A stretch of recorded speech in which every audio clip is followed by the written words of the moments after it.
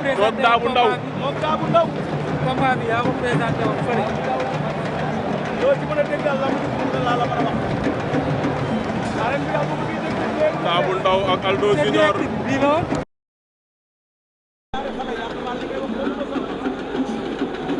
waaye Fatou sa direct bi zara.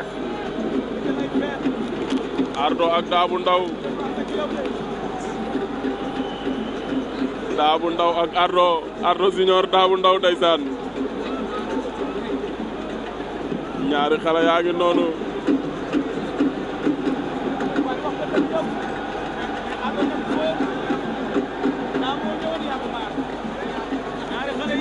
ñaari xale yaa ngi noonu di léewoon ndeysaan.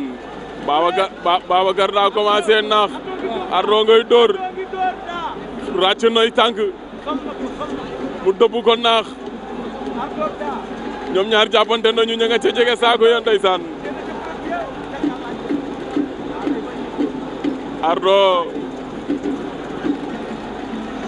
Ardo ak daa bu ndaw ndeysaan. daawa ngay jéem a fàq.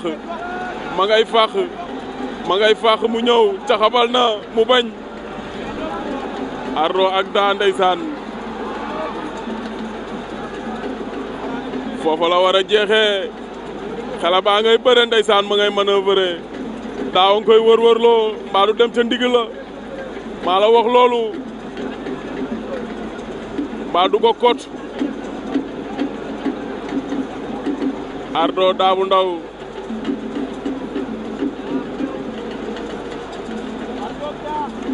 ñaari xale yi jege nañu saaku yi jàppante nañu. ku ci nekk ngay def la say pexe. waaye daa fa mu jàpp bàyyeegul Ardo jàppul fenn ndeysaan. mu ngi koy biij di ko xëcc muy ñëw. mu ngay manœuvrer. Ardo jàppul fenn.